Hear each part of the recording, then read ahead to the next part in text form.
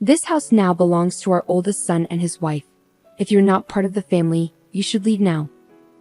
Even though I've been paying the mortgage for this house, my in-laws and husband shocked me with their statements. They've been using me to pay off the mortgage all along. When I found out, I went from feeling thankful to really angry. Fine then. I'll move out, I said defiantly to their teasing. I'll show them they shouldn't mess with me. I quickly found someone to help me plan my revenge against them. My name's Michelle Anderson, I'm 48 years old, and I work as a lawyer. Right now, I'm living with my husband and his parents, taking care of them. It all started when I gave a house to my in-laws. I married James when I was 30. Right before our wedding, my father-in-law got hurt and couldn't walk. He had to use a wheelchair, and my mother-in-law was old and needed help too. So, I gave them a house without barriers. At first, we thought about living in public housing, but then we chose a place in between where my husband and I worked. I suggested this so we could get to them fast if there was an emergency. The Anderson family helped me a lot with my dad. Let me repay the favor, I said. My dad passed away before I got married. Right before he died, he had a lot of debt, which made things really hard for us financially. We struggled getting more debt to pay off the old ones. My husband and his family were the ones who rescued us from this tough situation. James and his parents paid off my dad's debts for us. If you're worried about marrying because of the debt, wouldn't it be solved if we paid it off, said James. That's right, it's debt from a business failing, not from spending recklessly. We should help, added my mother-in-law. Yes, we should help each other out when times are tough. There's nothing to be embarrassed about, said my father-in-law. So they helped with most of the debt without saying much. Both my dad and I were really grateful, and I worked hard to pass the bar exam. The total borrowed from my husband's family was about $50,000. I was sure I could pay it back once I became a lawyer. I didn't want the debt hanging over me forever. My main goal was to pass the bar exam and become a lawyer, with a strong promise to pay back the money I owed. I kept studying hard to become a lawyer. With that determination, I buried myself in books, and after lots of effort, finally passed the bar exam. My dad and in-laws celebrated my success, and I was really happy to start my career in law. I found a job quickly and started working at a law firm. The boss was really nice, and I learned a lot from experienced lawyers, getting better at my job over time. Over time, I gained some special clients and now have an important job at the office as a female lawyer, making more than $100,000 a year. Because of my success, I managed to pay back all the money I owed to my dad and my in-laws. But after my mom died, my dad passed away soon after, leaving me alone. That's when James asked me to marry him. He said, "You're strong on your own, but I want to be the one who supports you. I'll always treasure you, so please marry me." His words convinced me, and we decided to get married, hoping for a happy life together. Around that time, sadly, my father-in-law had an accident. Remembering how kind they had been to me before, I offered to build them a new house without barriers. Even though they didn't want to accept, the gratitude I felt was too big to put into words. "Please don't say no. I want you all to live comfortably," I sincerely told them, not just saying it to be nice. They could tell I meant it, and with a small smile, they agreed. But then they added something. "Michelle, why don't you live with us too? We heard you and James are looking for a new house." "That's right. If you don't mind, let's live together. Eventually, this house will be yours." James has an older brother who moved out a few years ago to start his own business. He had an agreement with James that in exchange for taking care of their aging parents, James could use the family stuff freely. Before leaving, he talked to James about this. Moving to the new house would make my commute shorter, and we'd live with James and his parents. Since we could help each other when needed, there was no reason to say no to living together. But I worried I might cause trouble for my in-laws. Before getting married, I had occasionally caused trouble for them, so I worried if living together was right. James sensed my concerns and comforted me, saying, "Don't worry, Michelle. I'm here for you. Let's live together confidently." Encouraged by James, I agreed to live with my in-laws, hoping for a happy life with the four of us. But reality was different from what I expected. Every day, they would ask me for help with small things like finding clothes or fixing the TV remote. They seemed to rely on me for everything, especially my disabled father-in-law, who often touched me without hesitation. "I already hung up your morning clothes, Mom," I reminded her. "That's the air conditioner remote, not the DVD remote. It's on the desk, Dad. Please ask James for help with physical tasks when he's around. I can't always be there for you. I found myself saying these things every day. At first, I tried my best to fulfill the family's needs, even though I was already handling the mortgage and all the household chores.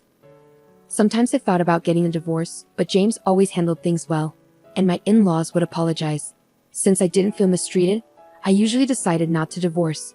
Day-to-day life was filled with their dependence and small annoyances, but I felt a bond with them as family, which made me endure it. Still, the thought of divorce crossed my mind now and then. My mother-in-law started showing signs of memory loss, which might be mild dementia or just forgetfulness. It's hard to tell for sure. The questions from my mother-in-law kept increasing, and James, who had promised to help before we got married, turned out to be unreliable in this situation. Living with these uncertainties, I gradually got used to the situation. Through experience, I started handling everything on my own and began speaking up clearly to James and others. But my father-in-law's behavior bothered me a lot. I told James and my mother-in-law, "I can't ignore how father acts lately. He pretends to have dementia just to touch me, Mom. Please do something." The doctor said, "Your father-in-law hasn't been clearly diagnosed with dementia. His symptoms are mild, so it's not certain if it's dementia or not." But my in-laws insisted it was dementia, even though the doctor wasn't sure.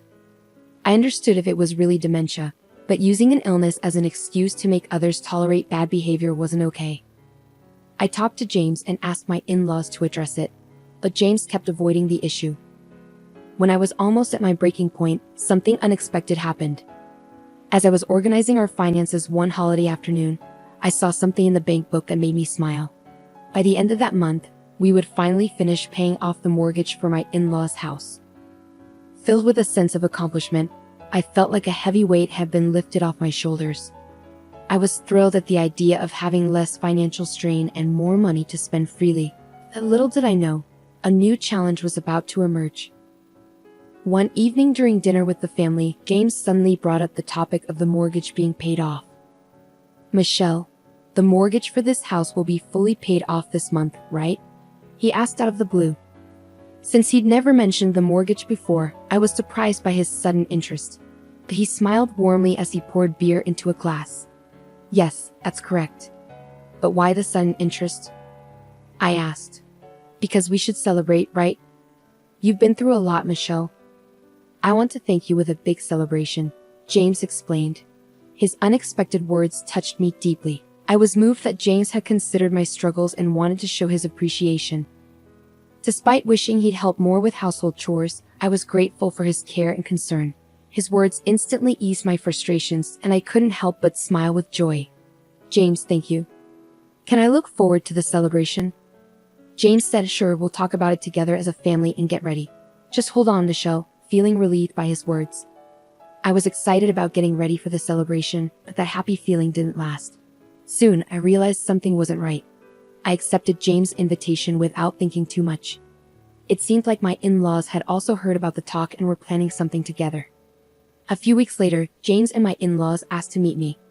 Since work wasn't too busy and I was in a good mood, it seemed like a perfect time for a celebration. "Sorry for calling you in suddenly. We have something important to discuss," James said. "It's fine, no worries," I replied. "Today, we as a family need to talk to you about something important, Michelle," my father-in-law said. "What's going on?" I thought it was all about the celebration. So why were they sounding so serious? Hoping they'd just talk normally, I decided to listen. "Well, now that the mortgage payments are ending, we want you to move out," they said. "What?" I couldn't help but sound surprised.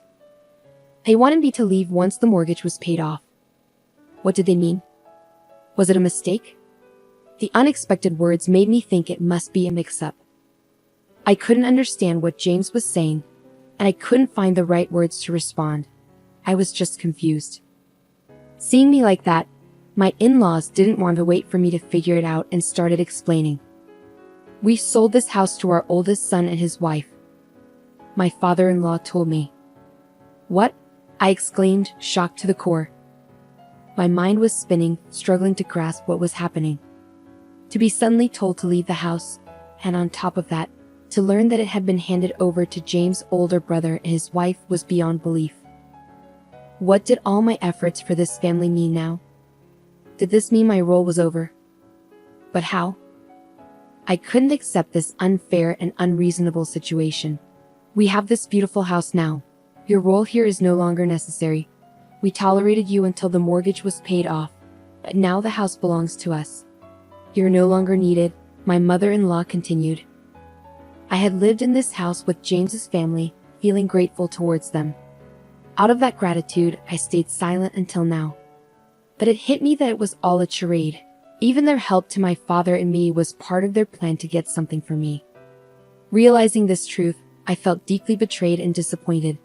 Being suddenly estranged from a family I trusted was a crushing blow to my mental well-being. The trust I had built over the years shattered instantly. It felt like everything I believed in was just an illusion. My heart ached with the knowledge that they knew I was working hard to become a lawyer to clear my father's debts, so they took a chance, thinking the investment could pay off. It was a ploy to get me to buy the house.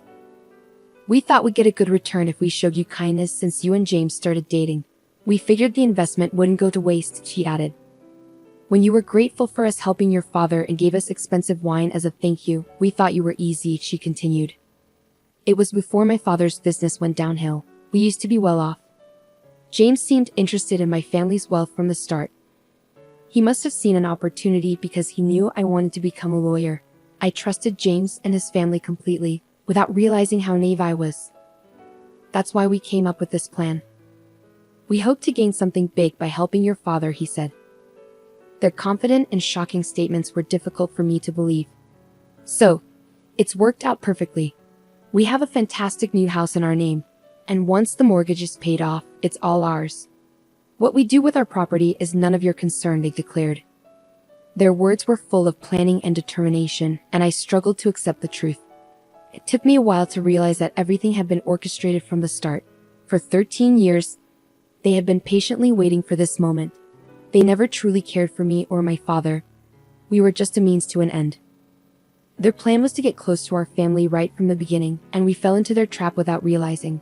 Faced with this shocking revelation, darkness consumed my heart. I felt like I was standing on the edge of a cliff, drowning in despair. I couldn't grasp everything they had planned and executed, so outsiders should leave this house immediately. You have no place here anymore, their words cut even deeper into my wounded heart. Realizing I was no longer welcome in this house left me speechless. This place, once filled with peace, love, and warmth, now felt empty and cold. A chapter of my life had closed, and I was about to embark on a new, lonely journey. Your belongings need to be packed, James. You can't leave immediately, or you'll be in trouble. Let's do it tomorrow. I'll give you until then to pack properly and leave, my mother-in-law declared. This house now belongs to the Anderson family, my father-in-law added. And I'll get the divorce sorted out. There's no point in us staying together anymore, and I'm tired of your complaints. Make sure you've signed the papers by the time you leave this house tomorrow, James said. The words Anderson family hit me hard. It was now crystal clear that I had never truly been accepted by them. Was I treated unfairly, forced to work tirelessly and juggle house chores and my job, because I wasn't seen as part of the family? All my doubts blended together, leaving me with only a bitter smile. I was fooled by your family right from the start, I whispered. That's right. Are you stupid? Don't you understand? James snapped. His words shattered something inside me.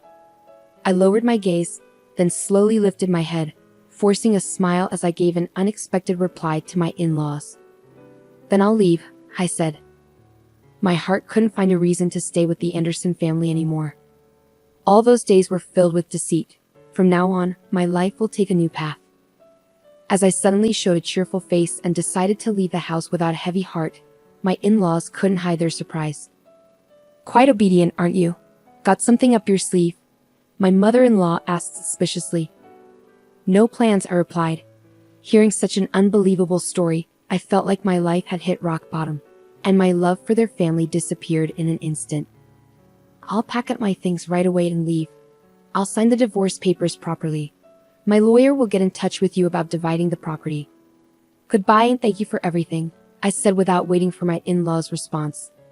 I went back to my room and packed my belongings, holding back my tears as I planned my next steps. After being treated so badly, I couldn't just let it go quietly. I couldn't find peace until they felt the pain, suffering, and unfairness I had endured. While packing, I calmly thought of ways to get back at them. I planned carefully how to hurt them the most. Many ideas crossed my mind as I considered my next moves. My anger and disappointment towards my in-laws were overwhelming, but I stayed composed, searching for the best way to handle the situation. My revenge had to be more than just emotional. They needed to understand the consequences of their actions. My new life started there. While packing, my phone rang suddenly. Seeing the caller's name, a plan formed in my mind. I was sure this person would support me, so I answered without hesitation. After explaining my situation, the caller listened carefully and we promptly made a plan for the future. Once I finished packing, I quietly left the house I had lived in for years, without saying a word to James and his family. I decided to cut all ties with them, so I deleted their contacts from my phone, determined not to respond to any communication from them. My decision soon paid off.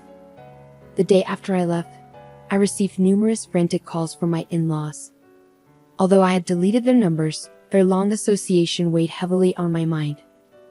That morning, they must have realized I had left and understood what had happened.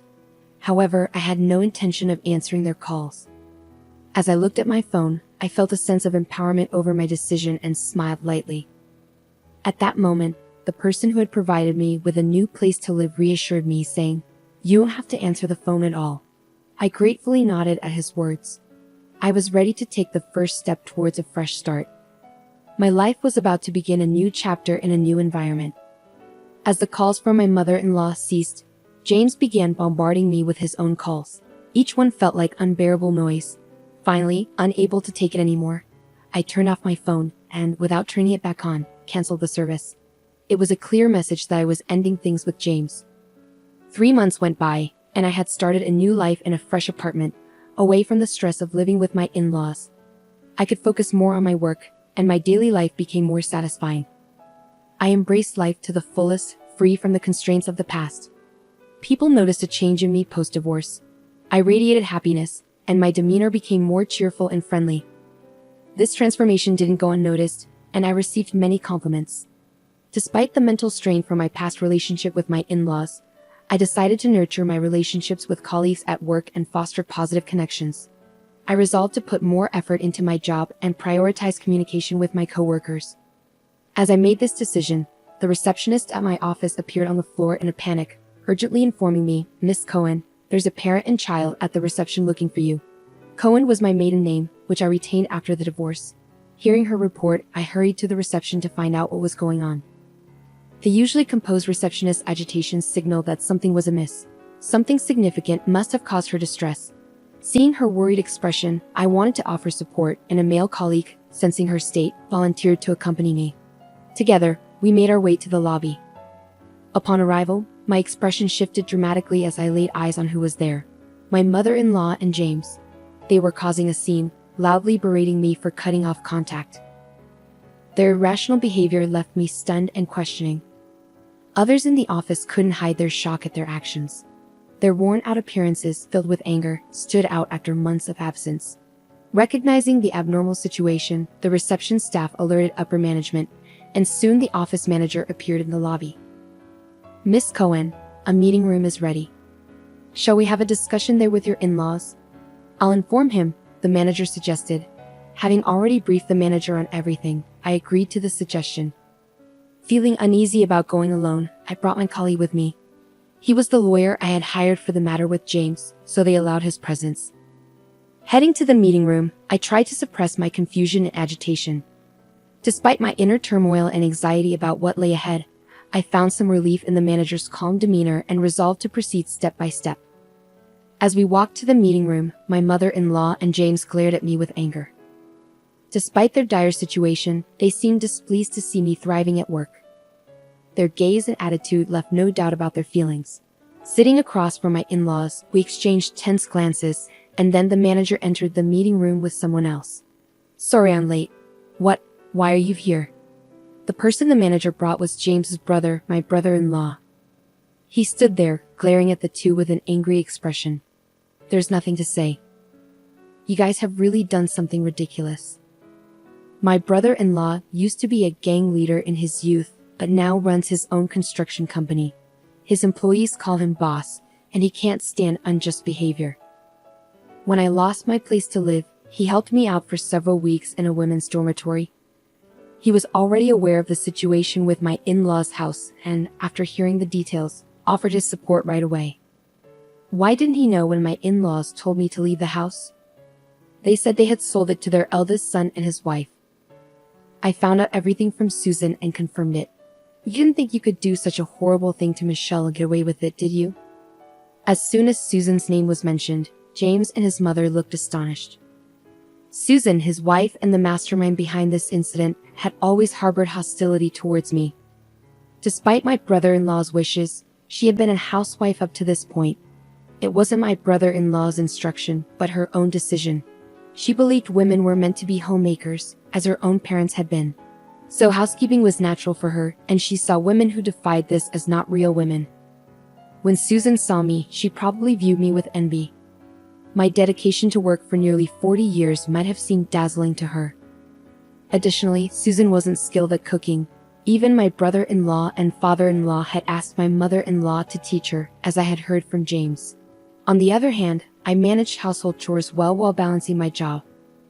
Perhaps she envied my ability to handle everything efficiently. Every time Susan encountered me, she made snide remarks. She accused me of neglecting household duties or leaving them to my husband, hurling harsh words at me for decades.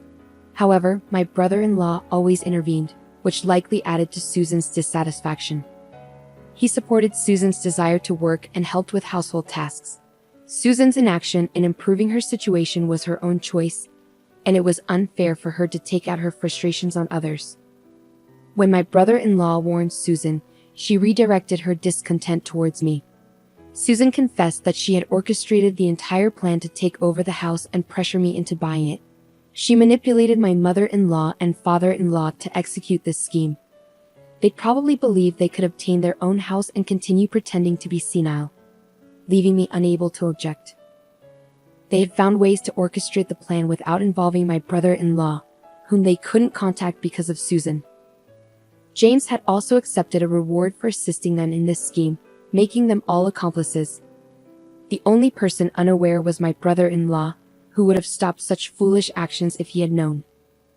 This likely filled him with regret, explaining why everyone behaved timidly whenever he visited. When my brother-in-law came over, my parents-in-law didn't take any action, likely fearing the consequences if he found out about the situation. The manager and my colleagues watched my in-laws with astonishment. So, how do we proceed? I have no intention of forgiving even a fraction of the insult I received, let alone the trouble caused to Michelle, I stated firmly. But it was Susan's suggestion, James protested. That's right. We were just misled by clever words. It wasn't intentional, my mother-in-law added. At James' statement, my patience wore thin. I stood up, my face burning with anger, and yelled at my mother-in-law and James. How can you claim innocence after such a betrayal? Do you have any idea how much pain I've endured in these 13 years? My suppressed emotions burst forth, and tears of anger and frustration streamed down my cheeks. My mother-in-law and James had never seen me cry before, no matter the hardship I faced. Even when my father-in-law was wrongly considered senile and acted recklessly, I never shed a tear. In their eyes, I was always a strong woman who never faltered. Seeing me raise my voice and cry must have been shocking for them. Do you realize how grateful I was to you? How much I want to repay you? And now to discover that your care for my father was driven by such selfish motives. I may forgive you, but I will never forget. With those words as a cue, my brother-in-law brought someone into the meeting room, a man in a black suit. He sat opposite us, his gaze fixed on my in-laws. You will have to take responsibility for this, he declared. Faced with this unexpected turn of events, my mother-in-law exclaimed in surprise. This man is my lawyer, hired by my brother-in-law. He is a respected attorney in our office, like a mentor to me. We intend to seek compensation for the unfair treatment I've endured, I explained. What do you mean? It's pointless to dwell on the past now, James argued. The past is irrelevant now. The lawyer, who had been quietly listening to my in-laws, adjusted his glasses and calmly refuted them. The current evidence and the basis for the future claim of damages make the lawsuit fully feasible. especially since there was no agreement not to claim property at the time of the divorce. In this case, there is no specific time limit for claiming compensation. As he spoke, the lawyer took out SSD from his pocket, leaving my in-laws confused. "What is that?" my mother-in-law asked. "This is the record Michelle has been keeping. Her PC was equipped with a camera for remote meetings, and all your wrongful actions have been saved as data," the lawyer explained. My in-laws' expressions turned pale upon learning this truth. Michelle mostly worked in the living room, didn't she? Modern laptops often have built-in cameras, and your harassment in the living room has backfired, the lawyer said before pocketing that SSD. He then turned to my in-laws, stating firmly, "The ownership of the house is already in Michelle's name, and your eviction is just a matter of time. We will proceed with legal action promptly, so please prepare the funds." "Wait, you're saying it's changed to her name?" James reacted to the lawyer's statement. In response, my brother-in-law raised his voice. "I asked Michelle to change the ownership to her name. Thanks to you putting it in Susan's name without permission. The change was surprisingly easy. Anything to say about that?" My brother-in-law taunted James with a mischievous smile. James, who had never won a fight against his brother since childhood, couldn't argue back, and my mother-in-law also remained silent. "I will also properly bill you for all the expenses involved in that transfer. That's only fair, right? After all, it was your wrongful actions.